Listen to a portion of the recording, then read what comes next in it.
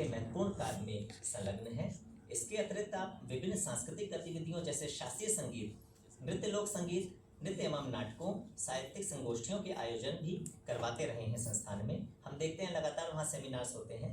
संस्थान की त्रैमासिक शोध पत्रिका ब्रज सलीला के आप प्रधान संपादक हैं और विभिन्न प्रकार के पुराने जितनी भी पांडुलिपियां हैं या संग्रहालय से संबंधित कार्य हैं, उनके शोध कार्यों में आप संलग्न हैं। डॉक्टर राजीव द्विवेदी जी वृंदावन से हमारे मंदिर पधारे हैं। आपका हार्दिक स्वागत है।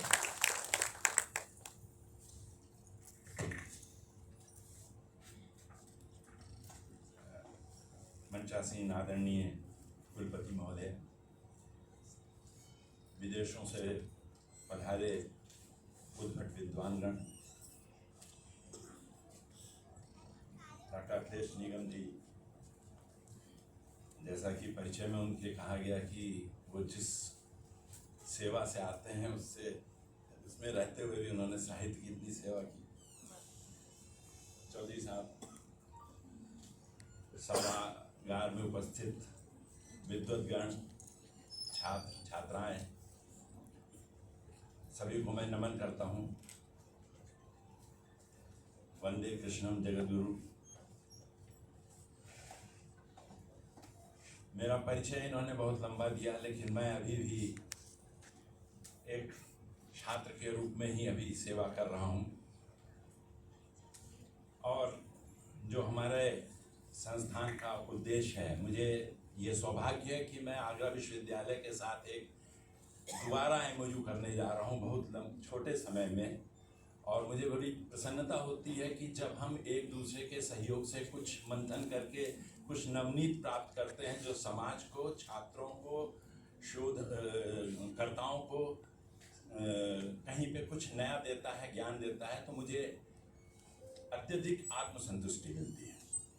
और मैं जहाँ पे अब पहुँच चुका हूँ, वहाँ पे मेरे लिए खोने के लिए कुछ नहीं है, जो कुछ है पाने के लिए है, और सिर्फ आत्मसंतुष्टि के लिए। ये जीविकोपार्जन के लिए नहीं है, सिर्फ आत्मसंतुष्टि के लिए है। भारतीय ज्ञान परंपरा जो है वो, जैसा कि शुरुआत में प्रोफेसर श्रीधर जी ने कहा, कि सभी विषयों में है। क्योंकि कोई भी विषय जो आज आपको उन्नत दशा में दिख रहा है, कहीं पे वो बीज रूप में शुरू हुआ होगा, क्रूड रूप में शुरू हुआ होगा, और आज वो परिष्कृत होके इस उच्च स्तर पे पहुंचा है। तो जैसे मेरा सब्जेक्ट है म्यूजियोलॉजी एंड आर्कियोलॉजी, वो भी कभी बहुत क्रूड तरीके से शुरू हुआ। लोग ट्रेजर हंटिंग करते थे, ट्रेजर हंटिंग करते करते लोगों के दिमाग में आर्कियोलॉजी का महत्व आया, अपने अतीत को जानने का महत्व आया, उसके समझ में आया, उसके एक वैज्ञानिक दृष्टिकोण से उसके अध्ययन की एक इच्छा जागृत हुई, जिससे हमारा सब्जेक्ट आर्कियोलॉजी ने जन्म लिया।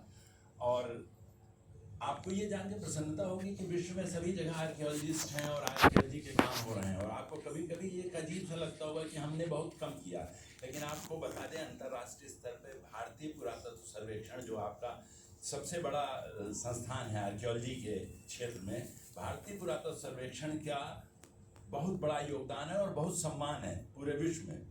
हमने वो काम किए जो विदेशी आर्कियोलॉजिस्ट नहीं कर पाए। उदाहरण के लिए आपका अंकोर वाट का मंदिर है, एक छोटा सा उदाहरण मैं देना चाहूँगा। अंकोर वाट का मंदिर है, उसको फ्रेंच आर्कियोलॉजिस्ट ठीक कर रहे थे, उसका कंजर्वेशन कर रहे थे, और उन्होंने खोल तो दिया उसको, लेकिन वो उसको फिर दोबारा सेट नहीं कर पाए। हमारी स्वर्गीय प्रधानमंत्री श्रीमती इंदिरा गांधी ने 84 में यूनेस्को से ये प्रोजेक्ट अपने हाथ में लिया।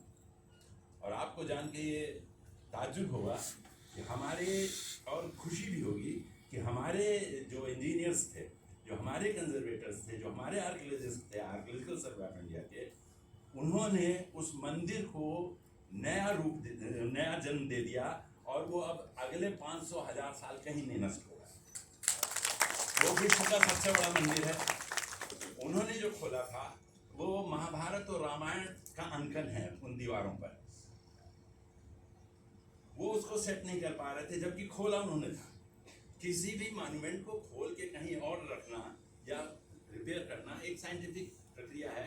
उसमें हम पहले खोलते वक्त सब पे नंबरिंग करते जाते हैं, पहले फोटोग्राफी करते हैं, ड्राइंग बनाते हैं, उसके बाद नंबरिंग करके उन पत्थर के टुकड़ों को अलग अलग या ईंटों और उसके बाद उनको उसी के अनुसार देखते हुए हम सेट करते हैं। इसके लिए बहुत एक तो महाभारत और उसका ज्ञान जरूरी था, रामायण का की कथाएं मालूम हो, और दूसरा उसके लिए एक बहुत ही उच्च दिमागी क्षमता चाहिए, तो वो पूरा किया। और देश में आपको बता दें, अगर आप लोग कभी नागार्जुन कोंडा गए, वो डैम जब बन रहा था तो उसमें हमारी बहुत सी पुरा संपदा उसके डूब क्षेत्र में जा रही थी। एक सर्वे करके सारे मॉन्यूमेंट्स को हमने एज इट इज उठाया टुकड़ों में, और ऊपर जाके उसी डायरेक्शन में उतनी ही दिशाओं के रखते हुए उस पूरे को रख दिया, और वो भारत का अकेला आइलैंड म्यूजियम है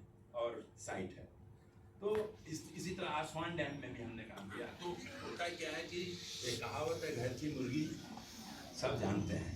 तो भारतीय पुरातत्व सर्वेक्षण को क्रिटिसाइज किया जाता है, और इस क्षेत्र में ज़्यादा किया जाता है क्योंकि आपके पास ताजमहल और बड़े बड़े मॉन्यूमेंट्स हैं।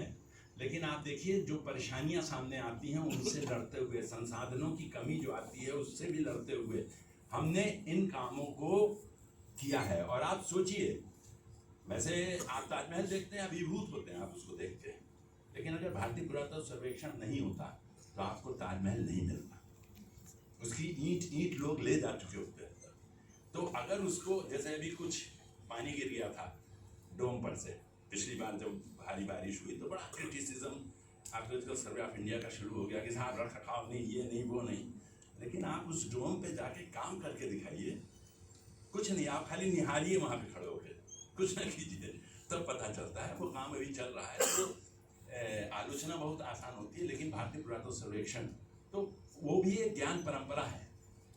आज हम अगर खजुराहो के टेम्पल सुरक्षित रख पा रहे हैं तो जहाँ से टेम्पल का विकास शुरू हुआ है वहाँ से वो परंपरा शुरू हुई।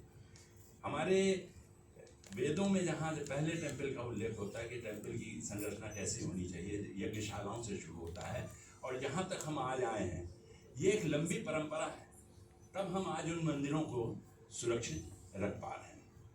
तो ये तो मेरे अपने सब्जेक्ट का। इसी तरह म्यूजियोलॉजी भी है। म्यूजियोलॉजी शुरू होती है आपके ड्राइंग रूम से, आप अपने किसी चीज़ को किस तरह सुसज्जित करके रखते हैं, वहाँ से म्यूजियोलॉजी शुरू होती है। लेकिन आज म्यूजियोलॉजी एक पूरी साइंस है, बन गई है। शुरू में लोग कलेक्ट करके अपने ड्राइंग रूम में, अपने घरों में सजाते थे, अब वो तो बगैर परंपरा के कोई ज्ञान होता ही नहीं है। ज्ञान में एक लंबी परंपरा होगी तभी हम यहाँ तक पहुँचेंगे। दूसरी चीज़ है कि अभी मैं जहाँ वर्तमान में निदेशक हूँ वो सबसे बड़ी ज्ञान परंपरा की थाती है। हमारे पास 30,000 से अधिक पांडुलिपियाँ हैं जो विभिन्न भाषाओं में हैं, जिनमें गुजराती है, उड़िया है, बंगला है, पर्शियन है, संस्कृत है, और विभिन्न विषयों पे हैं जो लगभग 24-25 विषय हैं उन पे हैं।